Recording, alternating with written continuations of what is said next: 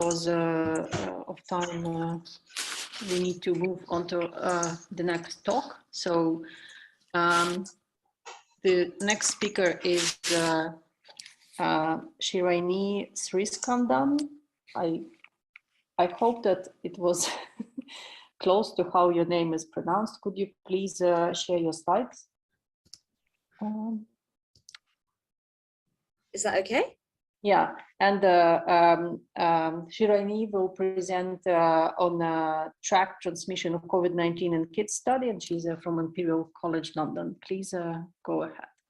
Thank you very much. It's great to be here. Thanks for organising this meeting. And I am a fish out of water. I'm not a mathematician. I'm an infectious disease academic and biologist. So apologies. So this might not be quite what you're expecting. So the TraCK study was intended to examine transmission of coronavirus in kids, but it started as a completely different study before the pandemic, looking at scarlet fever transmission as a contact tracing study in schools. And this was because there'd been an enormous upsurge in scarlet fever in English schools in the period of time between 2014 and 2018, with about 19,000 cases in 2016 associated with an upsurge in invasive diseases and also new variants of group A streptococcus, which is the causative agent. And that's what I normally work on.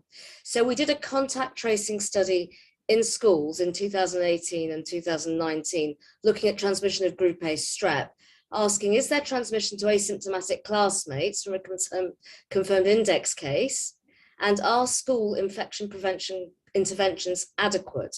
And I'm not going to talk about this study in any great detail, but you can see that there are great similarities between what we wanted to do for this study and what we probably should have done for COVID-19 right at the start. And we did, so these notified cases were statutorily notified, so we knew about them. And we went into the classrooms affected and did weekly visits to swab all of the children who were consenting into the study to find out, are they carrying the outbreak strain? We genome sequenced all the strains we found.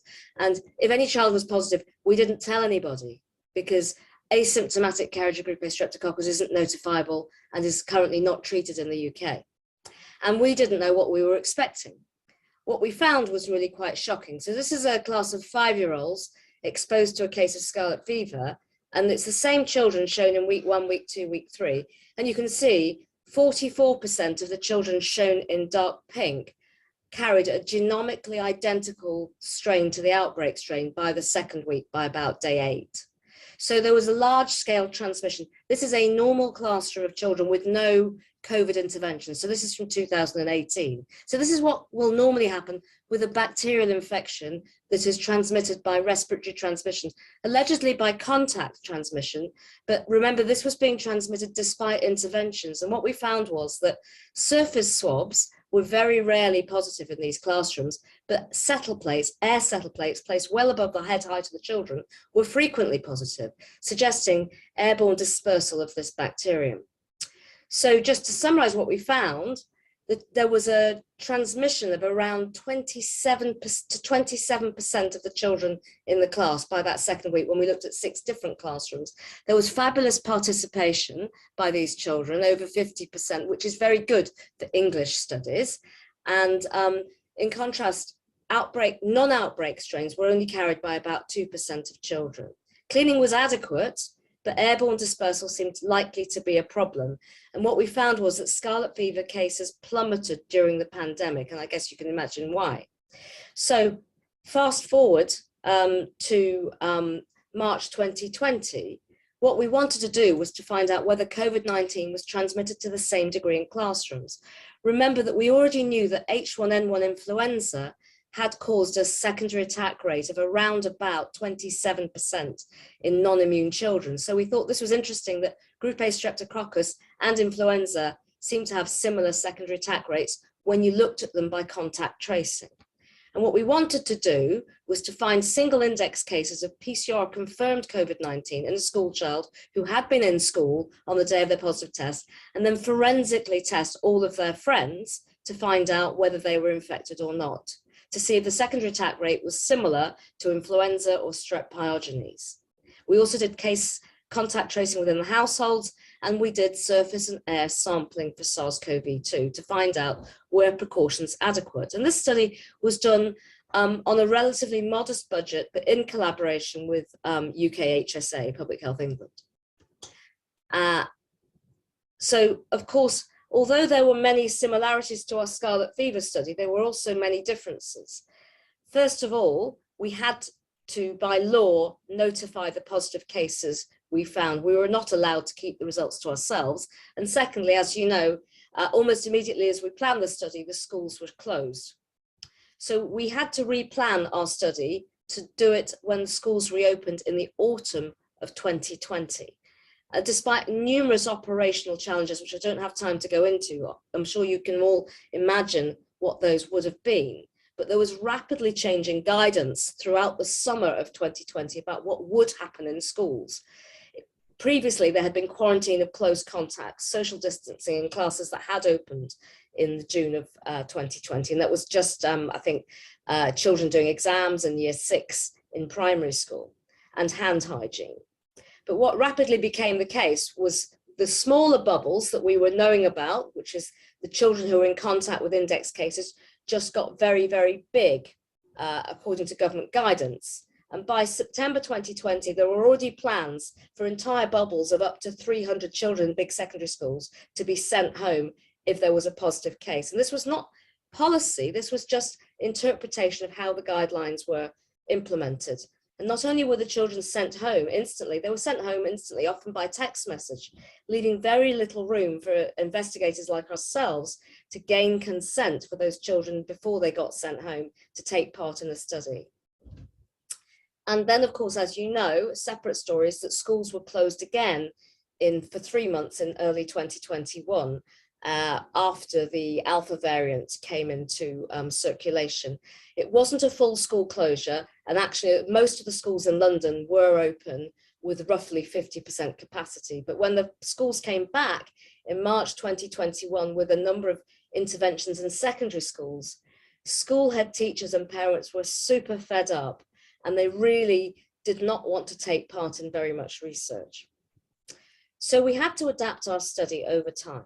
And rather than having single large bubbles, we had to accept that we were only ever going to get into this study children from multiple bubbles, even though they'd all individually been exposed to a child in class. The participation rate in London schools for this study amongst bubbles was only 8.8%, which is a stark contrast to what we found in the scarlet fever study, where over 50% of children participated.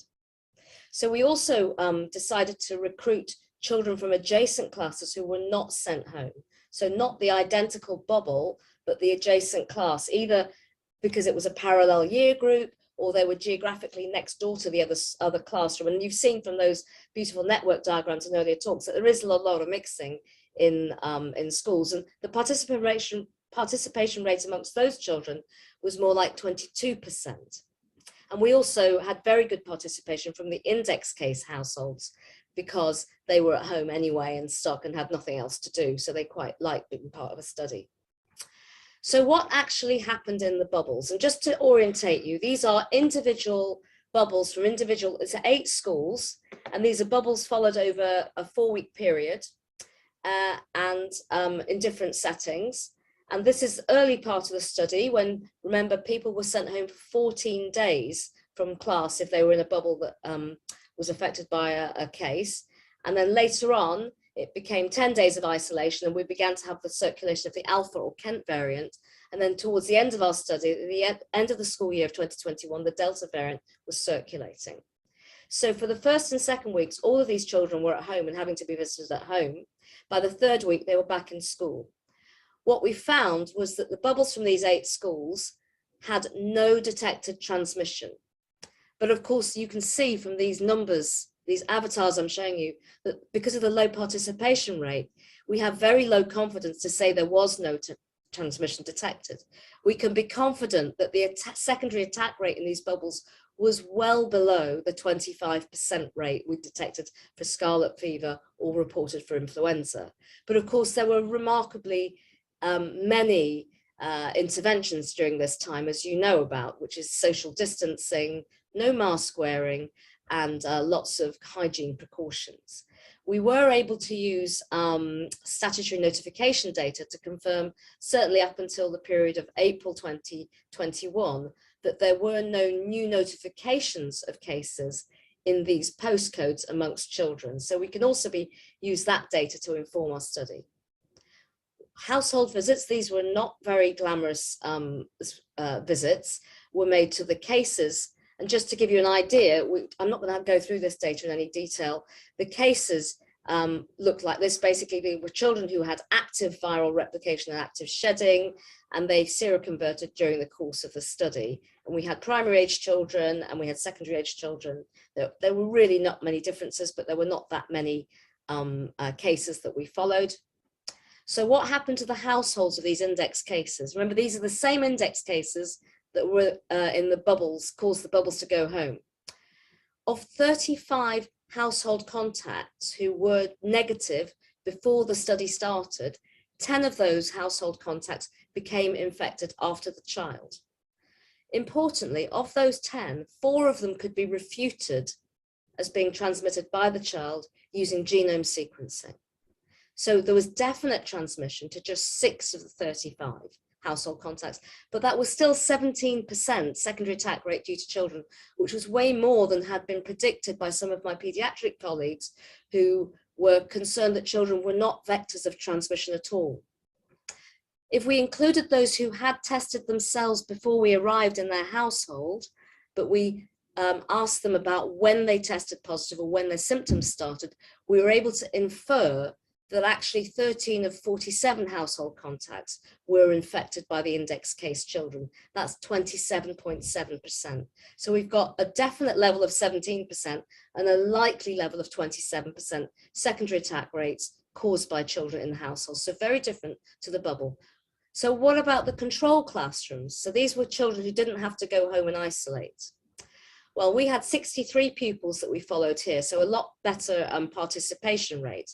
And in 7 of the 8 schools, we found no new cases when we followed these children up. Except in one case, and you can see these 3 children shown in pink, who had tested negative in the previous week, but suddenly tested positive. And I just want to drill down to those 3. They were asymptomatic and it was a surprising event.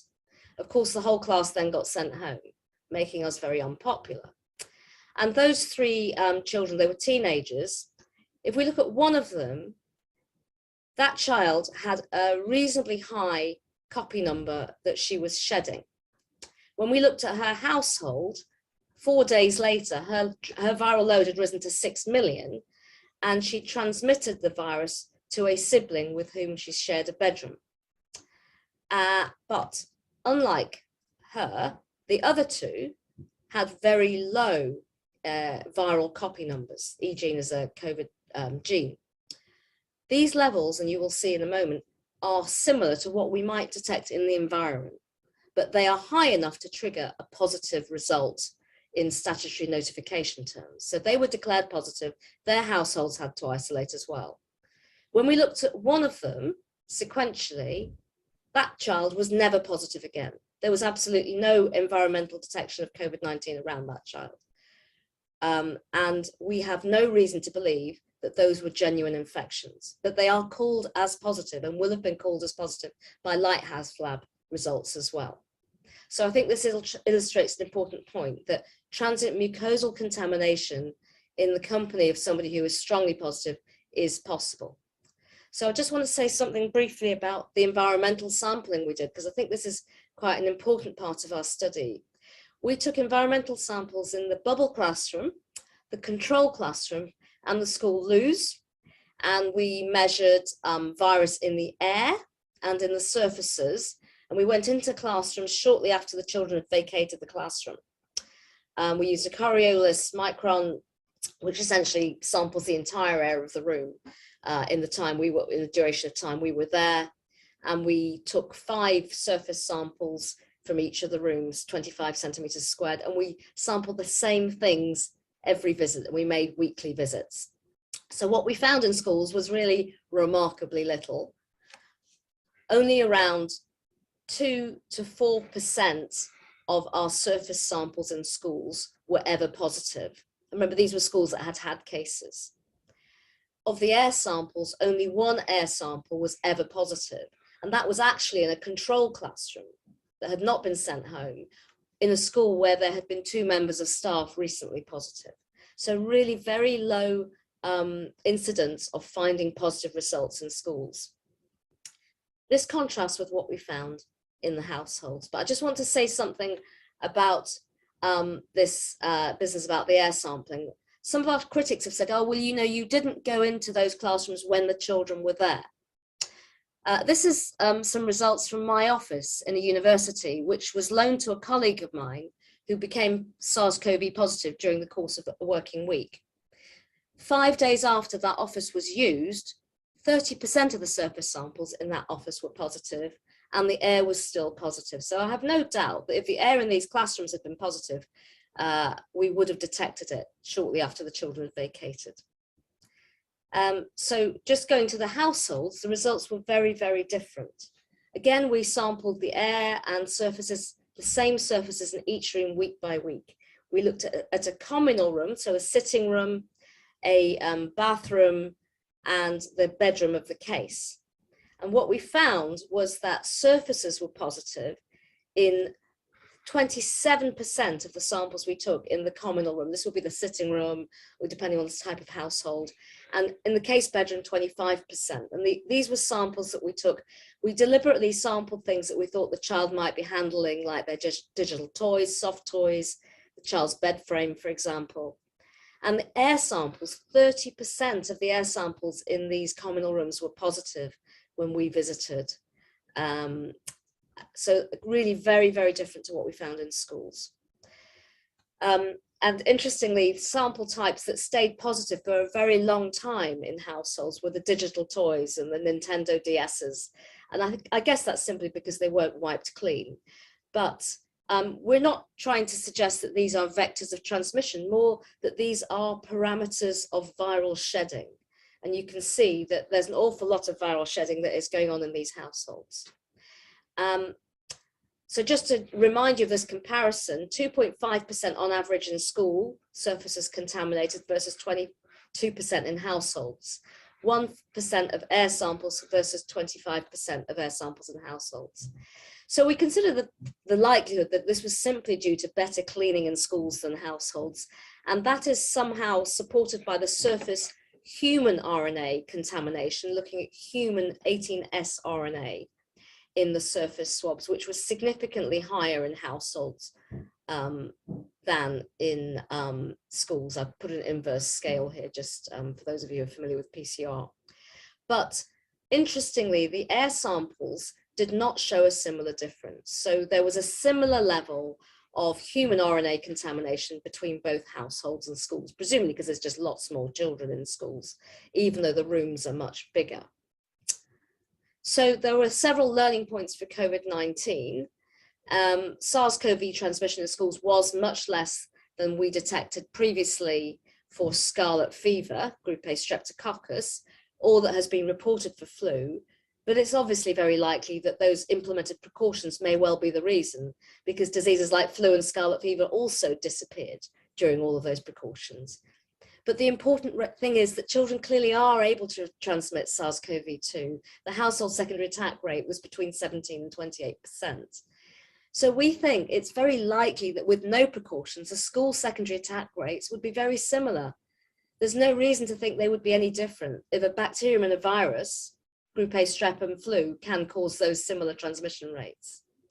And of course, we've seen this with more transmissible variants as well. The viral shedding in households was really intense, and some of the environmental samples we took are markers of infection and probably markers of risk. And we think there's more advice needed to protect those who are sent into household quarantine. Certainly, people were sent into household quarantine in the first wave without any provision of PPE and no advice whatsoever on how to protect themselves. We did find that all of the transmission in households that occurred was often based on people who were sharing bedrooms. But we do think that precautions in schools and cleaning did appear effective. And one might even suggest with that level of precaution, maybe we did not need to send the bubbles home at all. And we should remember that transient mucosal contamination and colonization is possible, and we need to look at that. And also that swab data, when we're thinking about transmission, is not always indicative of transmission. Remember, 4 of 10 samples thought to represent household transmission were refuted. So there are also lessons for future transmission research, which I think is probably the most important, my take-home message from this. And it might not be relevant to this particular grouping, but I do think that active contact tracing is really valuable because passive surveillance isn't accurate. But we have terrible infrastructure to do healthcare research in schools in the UK. We have no systems to contact parents and gain consent. It's much easier to conduct research in schools, not homes. People in England do not like you coming round to their houses, and we need better incentives to get schools to participate in research.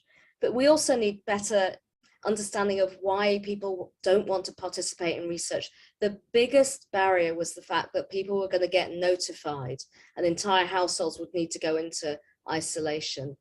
And this, there are huge differences in research participation in England and in particular London compared with other countries, for example, Norway. So we had a participation rate in bubbles of 8.8%. In Norway, it's more like 90%. So that's something for our social science colleagues to work out for us. And just paying people money is not effective. And ultimately, I think in somewhere like London, if you want to do good contact tracing research, you really need to break the link between your research results and notification and just do studies as a silent study with full anonymization. And even studies like the REACT study that Imperial run found a stark decline in participation over time. So I'll stop there by thanking all of my collaborators and our funders, which were UKRI and NIHR. Thanks very much. Okay, thank you very much.